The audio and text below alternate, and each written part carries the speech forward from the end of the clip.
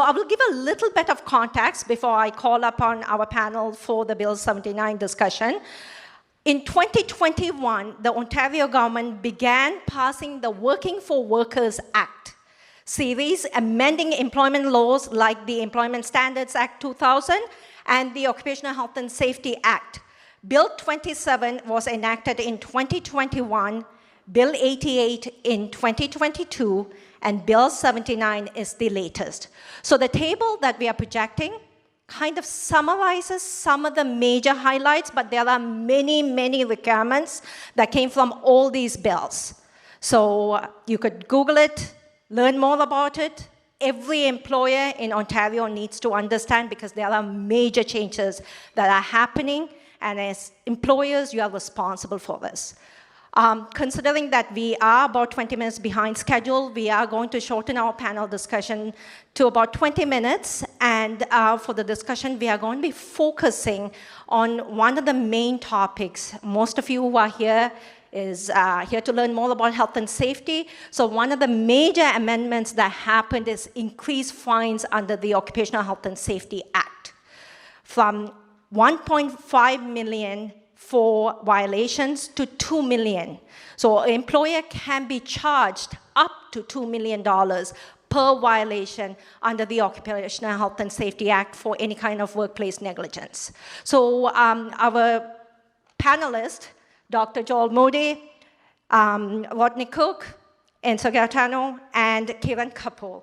I'm going to give a quick intro to Kiran since we haven't had the opportunity to do that. So Kiran Kapoor is VP Service Delivery with Workplace Safety Prevention Services, WSPS, an Ontario-based health and safety association that provides expertise, insight, and solutions to create healthy and safe work environments for businesses in the agricultural, service, and manufacturing sector. Kiran completed her undergraduate degree, honors degree in biology from McMaster University, her master's degree in health sciences at the University of Toronto, and most recently, the Governance Essentials program from the Institute of Corporate Directors.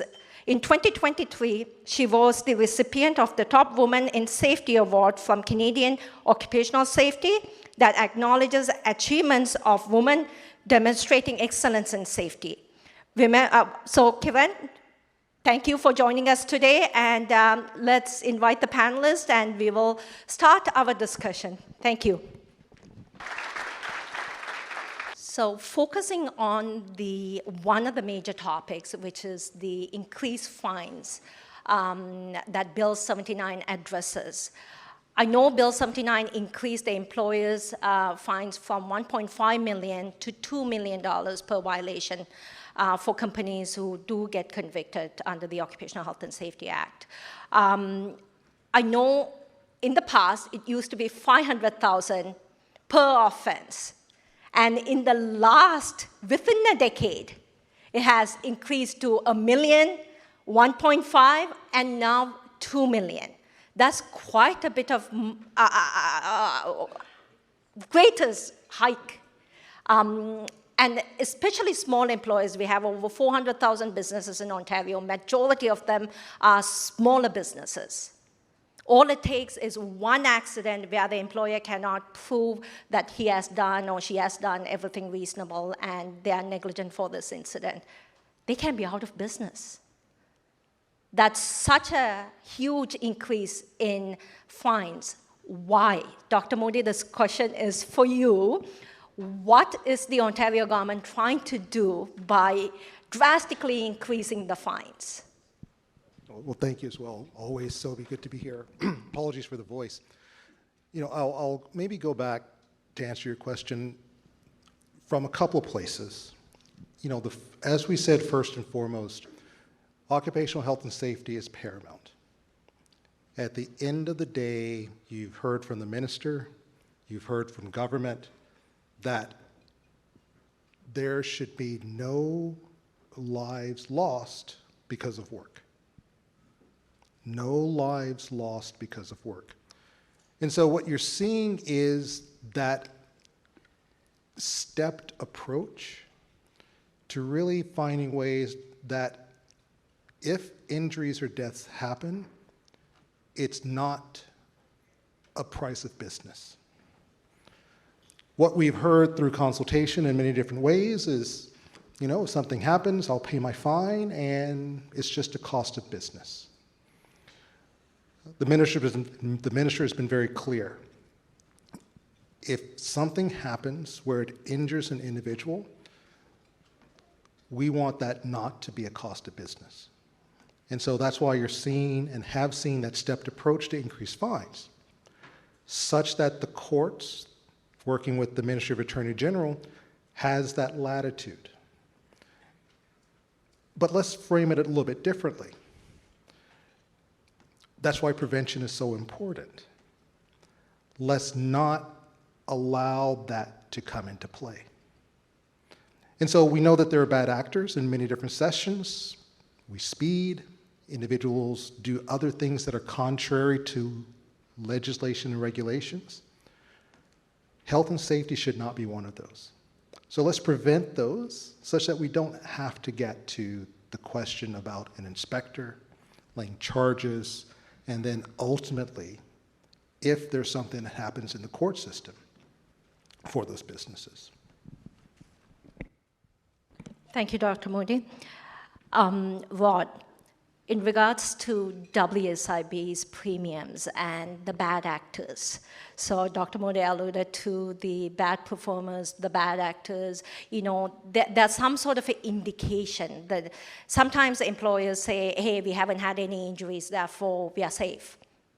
It's something waiting to happen. That's why I normally tell them, can you prove that you have done everything and you're saying that you have a very safe place, or are you just assuming since there's no accidents that, therefore you don't need to worry about it? But there are indications from the WSIB stats where higher number of incidents are happening and you do pay attention to those companies. Can you expand a little bit on that, please? I know there's rate groups and increased premiums, so if you can expand on that. Expand on how we focus with the bad actors, so people, employers, and how do you try to get them back on track, or what do you encourage them to start focusing on? So if you can, that would be helpful. Yeah, well, I'm sure there's no bad actors in the room, so we'll talk about the people outside the room, right? I agree with that, because most of the people who are here are our clients, and we are very proud to say out of these 700 and odd core-certified clients, I think Fortis is ongoingly supporting over 150, and about 150 are certified. So most of our clients are focused on health and safety management systems, whether it's ISO or core. So I'm sure you're not addressing the people here, but they may have subcontractors. So subcontractor is a very big piece. Yeah, for sure. So at the WSIB, yes, we look at data. From a health and safety perspective, we focus on the carrot, so the incentives that we have through programs like the Health and Safety Excellence Program. So we would target promotion of that program to some of those businesses. So yes, we look at the performance, we look at things like lost time injury rate, no lost time injury rate, durations of claims, and we try to get the attention of those businesses because we want to help them. So I'm a big believer in the carrot and the stick. So it's good that the fine has increased because there are some businesses that you need to get their attention. And as Joel said, like we see it at WSIB as well, that there are some businesses that just look at this as the cost of doing business. So that's one way to get their attention. Ideally, we get them focused on investing in a health and safety management system, because that's getting at the root cause of the actual problem. So we do that through our promotion, which probably a lot of you have seen. We invest in promoting the Health and Safety Excellence Program.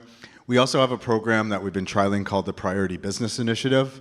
This is a one WSIB approach to some businesses that we proactively contact them and say, hey, here's your performance relative to your sector. and we have a health and safety professional, a disability management professional, meet with them and talk about how can we create a roadmap to get you on a better course. And during those conversations, sometimes those organizations decide to join the Health and Safety Excellence Program. We're also looking at investing in better resources, a one-stop shop for our customers where they can have a more of a do-it-yourself. So what are all the resources you need, particularly for small businesses, that can help you course correct or proactively, to your point, Sobi, sometimes businesses haven't experienced anything and think that they're doing all of the right things. Well, how do we educate those businesses around how to better understand the hazards and the risk of those hazards within their organization to ensure that they don't experience a lost time injury? Thank you, Rod. Again, focusing on the implications of increased penalties for violators under the Occupational Health and Safety Act for high-risk sectors that your organization represents, what advice would you have for small and medium-sized businesses in mitigating their risk?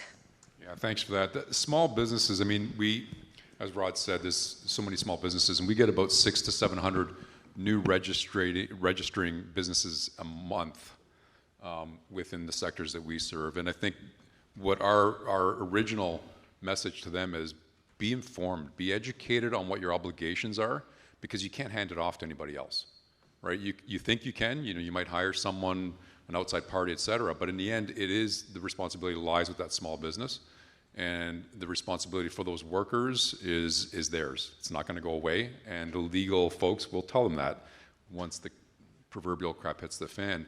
The other piece that we always try to inform these companies on, especially the existing ones who are going along thinking they're doing well, because they don't have an incident, is the stats show that it's probably within the first 7 years as a small business before you'll have an incident, sometime in that 7-year period. And that's why when we see a company who does have an incident, may not have one again for another 7 years, but the point is, it could be devastating, and that's where it could change their business model. It can take them out of business.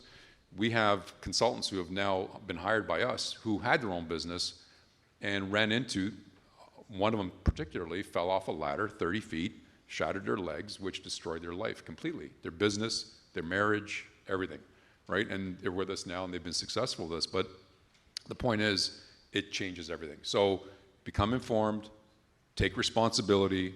We have a small team that we reach out to new registrants on a monthly basis. We make calls, we reach out through email as well, trying to educate them all on those responsibilities. And again, just if you have subcontractors, get a gauge of what they know and what they don't know, and what responsibilities they understand and what they don't understand, because that's going to be critical to you as hiring them as subcontractors and their success and your success on your locations.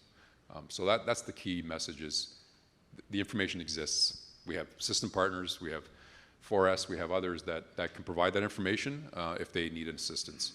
And as we said earlier, the system has been paid for through your workers' comp. Utilize it. Bottom line.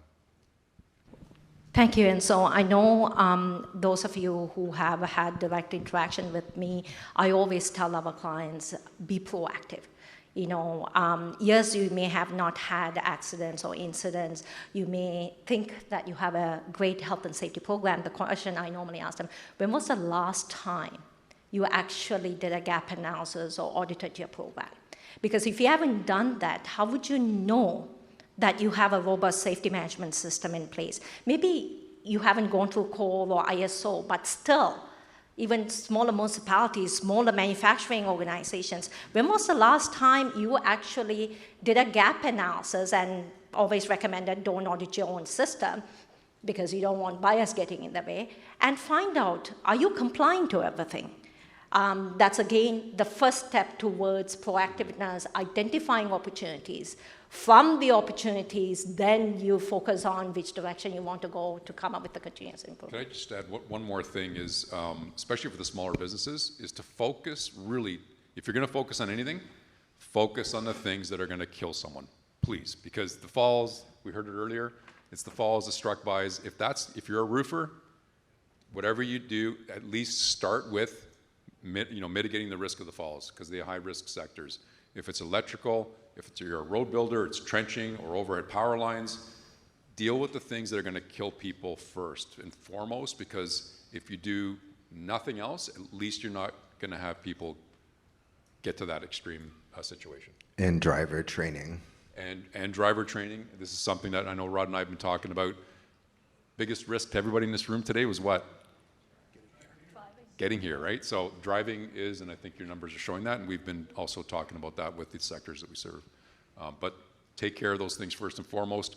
The rest of it will come into play, but the urgency is on the ones that can kill you. There's two more points I would like to add. We spoke about construction, falls, all that. But a simple incident that can happen in manufacturing, warehouse, service sector is you have a skid lying around. Somebody is rushing through and trips over it and ends up breaking their ankle. Is that a critical injury? Kevin, I guess it is definitely a critical injury. And in those cases, Ministry of Labor wants to know, what have you done?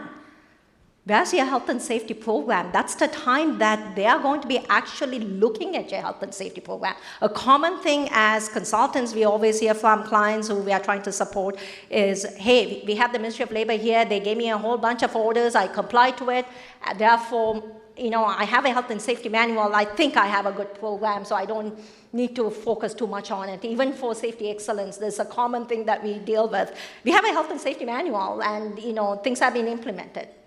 But is it effective? Is it systematic? Is it working? So, Kevin, I know you have the service industry, agriculture, and manufacturing industries. What would you tell employers in terms of proactiveness? Where do they need to? Because this fall can happen, like tripping over something and breaking their ankle or hand. That can happen to anyone. Yeah, absolutely. Thank you, Sobi, and thanks for having me here today. So much like Enzo, Rod, and Dr. Moody, for WSPS, we're focused on the highest risk hazards with the highest risk sectors, looking to see how we can reach those that are either newly registered, small, or have risks, and don't have resources themselves to put towards health and safety. And the importance of that, for those that are in the room here that are not our small business, is that by doing that, we're going to reduce risk and then uplift the sector in terms of their health and safety performance. So that is really important. The work that we do here helps everyone in the room and beyond. So regarding the benefits of really just a formal health and safety program, we had great presentations from both Rod and Enzo on many different formal programs that can be put in place, anything from CORE to ISO, for any of the other systems that could be registered for SOCI, and of course the Health and Safety Excellence Program. But the point of all these programs and having a formal program in place is to really better understand how it works in practice. Having a manual, as you said, Sobi, waiting, for time to pass to see if an injury, illness is going to occur. We want to be in the realm of being proactive and prevention. And so having a formal system in place, one where you can actually see if it's working in practice, is so key. And many of these formal programs and systems have built-in validation. There's an audit process, there's a validation process, and part of that process provides structure so that you and others are looking at documentation. You're having key conversations with personnel and your employees that can actually influence health and safety day to day. And you also are looking at, statistics, but even doing on-site reviews, going around, walking the floor, making sure that you have eyes on what's actually happening day to day. And that's going to make the most impact in terms of health and safety. So when we think about the benefits, the formality of having a program in place are so key. The other piece is that there's so many proof points out there. Research and evidence has pointed to the fact that having a formal system will better your health and safety performance and also better your business. We've heard about that today. But the one thing I want to make sure that everyone leaves here with is that no matter where you are on your journey for a more formal program, please get started. Even a more frequent formal audit in place will actually reduce your risk of having an injury and illness. There's been research that says this, along with many other indicators, are leading indicators and predictive of future health and safety performance. So the biggest message I can say to those here today is that if you're on the journey, thank you. You're really helping to be proactive with health and safety. And if you haven't started, please get started because the business case has already been written for you. Thank you, Karen. I know one of the things that we say at Forest to all of our clients is, bringing you into compliance is the first step. Staying in compliance is the ongoing journey, and keeping your program alive is everyday job. So there are many technologies today that supports you to stay on top of things and keep your program alive. So from a new employee starting, you have orientation process. You get them, started with acknowledgement of policies, procedures, training, mandatory training, hazard-specific training, acknowledgement of their hazard-specific work that they would be doing, and then ongoing inspections, investigation. All that is part of maintaining the program. And thank you, Karen, for echoing on the formalization of management systems. I know those of you who have worked with FORAS or working with FORAS, we always say seek any kind of a certification program, whether it's core, ISO, whichever one that suits your industry. If you're in construction within Ontario, core is a great option for you to get started with. If you're outside of, across the country, then ISO is well recognized. Or if you're other manufacturing, any other sectors, transportation, ISO. So this pretty much, just like what Karen said, formalizes the program. It forces you to do the validations on a yearly basis. So before you slip off or you assume things are happening, it is confirming that you are staying on top of it. And thanks to WSIB for giving the incentives, because the ITSEP incentive, if you are going through core or ISO journey, just like what Enzo said, the 39 topics that are identified in the ITSEP program can qualify for rebates. Am I right in saying that, Rod? And that helps them kind of subsidize and build and keep building their program and go towards certification. What's your say on that with utilizing excellence as a means to get started towards a certification journey and getting some rebates from that, especially in source sector with many small subcontractors, who are high risk, but then again, they don't have a formalized program. They do need to get started somewhere. Yeah, so the Health and Safety Excellence Program absolutely supports any standard. So it was by design that we worked with the IHSA to ensure that the topics, the 39 topics are mapped to, is it 14? 14 elements within core. So it's one of your ways to work towards getting core certified, and you're going to get the incentives that I talked about to complete those 14 elements and then work with the IHSA to have the audit completed. Thanks, Rod, for confirming that. I know it's the same for ISO because we have done the same with our ISO clients as well. When they're going through the journey, you tap into WSIB rebates as you're building the program. I know subcontractor is a huge exposure. At least the medium-sized ones are transforming into building a safety management system. What is your advice, Dr. Moody, and so all of you? What advice would you give to employers? Because every employer do deal with a subcontractor. What is their message when they are dealing with subcontractors? Sure. Is this working? Great. So for the medium size and your subcontractors are large. Again, it's about bringing them into the system. I think is very important. Making them understand that hey, if you have your system and they're coming into it, again, make sure that they're oriented to it. The expectations are set. And the follow through. I think the big piece, and Kieran, you said that, is the follow through. Making sure that what you say is what you do. Especially in your policies and programs and procedures. I think one of the worst things you can do is have a book on the shelf that you're not doing anything in compliance to that, because that you'll be called out real quick through ministry inspection and investigation. make sure that whatever it is there, it speaks to your business and caters to your business and something you can support and will support, because you'll be called on it if you don't, and if you ignore it, because those are your standards that you've set for yourself beyond the minimum compliance issues, and now that's your new bar.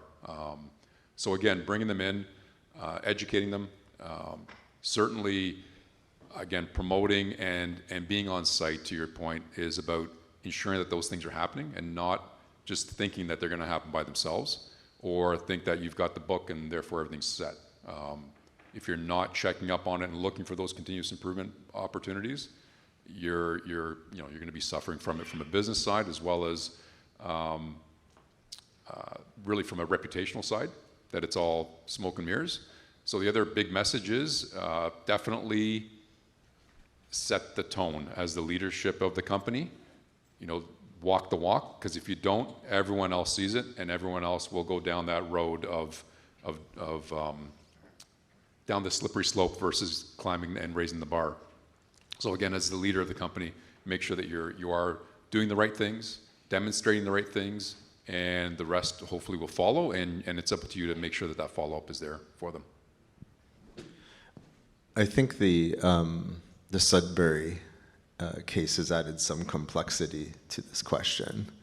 So, and I would add that you need to ensure that you're making your subcontractor decisions wisely, and at a minimum understanding their health and safety performance. If I can just add just before, sorry, Karen, is document. Obviously, document things that you're doing, because your due diligence is going to rely on that. Is what, if you say that you did something, how do you prove it? The great thing about the health and safety management systems is on an annual basis, you're reviewing what you're doing. You're doing a management review, you're documenting, you're reviewing. That's, again, if you continue to cultivate that, that's great. The worst thing is if you don't have that follow-up documentation or follow-through, very difficult to demonstrate what you're saying that you did.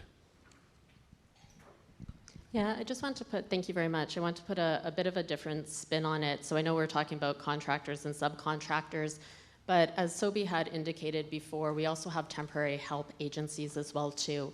And for those of you, there might not be any in the room, but some may use staffing agencies, and there is a new licensing requirement that's coming into effect July 1st, where in order to be licensed, these agencies do need to demonstrate health and safety compliance. And that's important for a couple of reasons. One, that gives you confidence and that they have actually looked and have a program in place that is going to meet some minimum requirements. But the second part of this that I want everyone to think about is that when we're talking about, whether it's contractors, subcontractors, staffing agencies, it introduces an element of new to the role, new to the workplace, new to Ontario perhaps in some cases, and that element of new also introduces risk. So when we think about, the programs that we want to have in place and the diligence that we need to have, I also would encourage each of you to consider new as a risk, and how is it that we can make sure that we're closing any gaps that may be in place as people enter your workplace. And that's something that's very important based in research, but we want to make sure we're reducing risk, focusing on prevention, and one way we can do that is to address elements of newness to the workplace. Thank you, Kevin, for expanding on that. Please go ahead, Dr. Yeah, no, just one comment from my lens as well. What I'm hearing from my panelists, and we had a great discussion, Enzo, yesterday at another function, was what is the culture that you want your organization to have? We do a lot of great work around QA. We do a lot of great work around QC. But where's safety? So as Enzo was saying, what are those mechanisms by which you embed those practices within your organization? Because that's what's expected. Where do you embed the concept of risk, newness within your organization? Culture. So I think one of those aspects that, as part of our continued evolution and continued discussion is, what is the culture of the organization that you want to have? as the leaders, as the controlling minds, regardless of your legal obligations. What's your moral obligation as well? Because at the end of the day, you've invested in your organization to provide services to your clients. What about the culture that you're creating to provide those same obligations to your staff? Culture. Thank you so much, Dr. Modi, for expanding on the culture, because without the culture, whatever you do, it may stick around for a couple of years. After that, depending on whoever is overseeing it, it will dissipate. So culture is a crucial piece of the puzzle. Thanks for touching on that.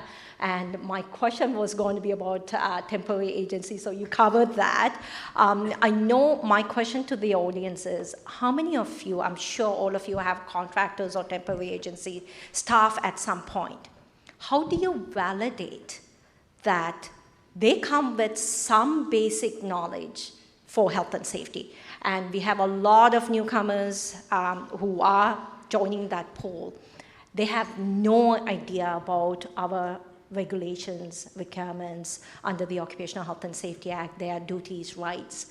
How do you confirm that these people at least understand the basics? And do they know what to do in an event if they see a hazard, how to report that, incidents? What are you all doing? Are you actually checking?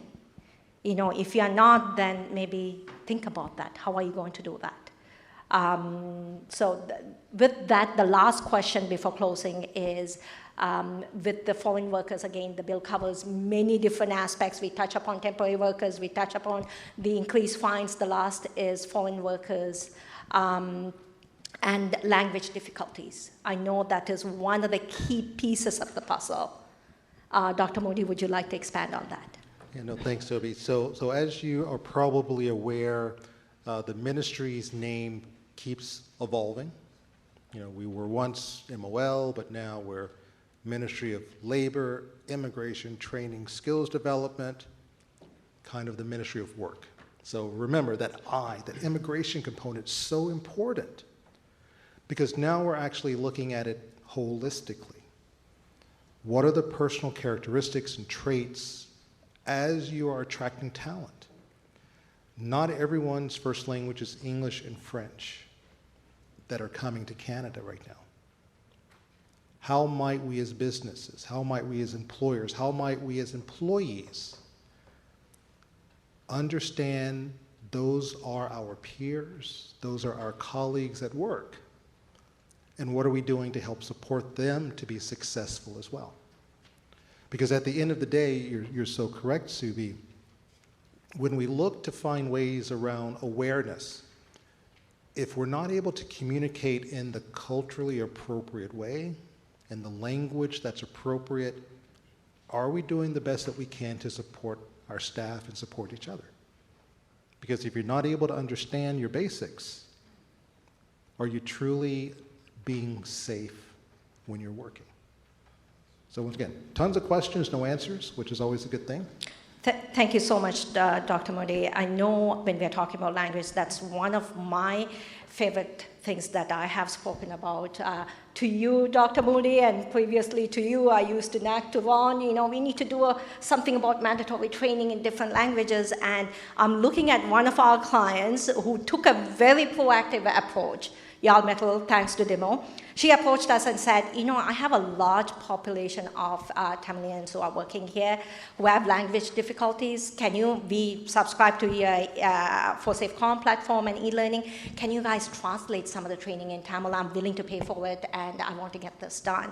And it's her initiative that we supported. We hope there are many employers who would do that, because that is the step in the right direction to creating a culture, to fostering health and safety, taking the basic initial steps. Go ahead, Kiran. Yeah, if we have time, I wouldn't mind just a few minutes commenting on it. And it kind of goes back to culture, as you were saying, Dr. Moody.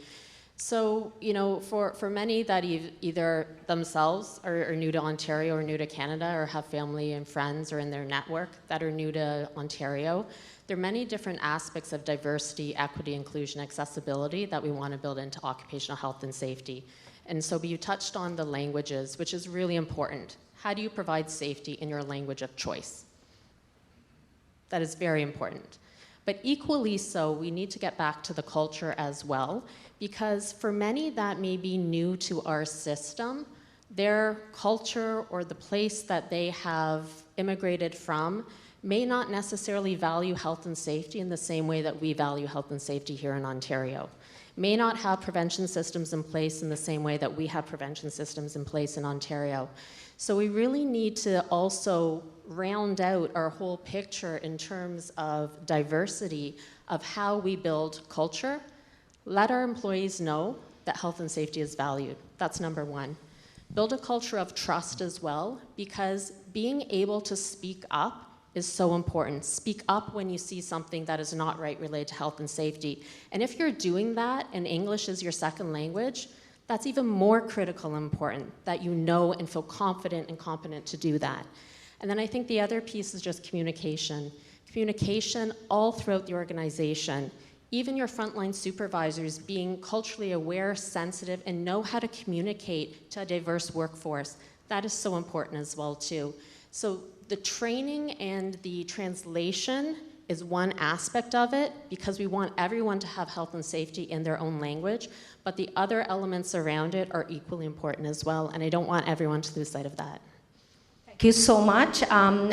Due to the time, we are going to wrap up. Thank you, Enzo, Rod, Dr. Moody, and Kevin for joining us in the panel discussion. I know there are many topics that we can cover under Bill 79, but we could be here for the next few hours. So thank you, all of you, and we move on to the final segment. So Sabesh, please. Thank you.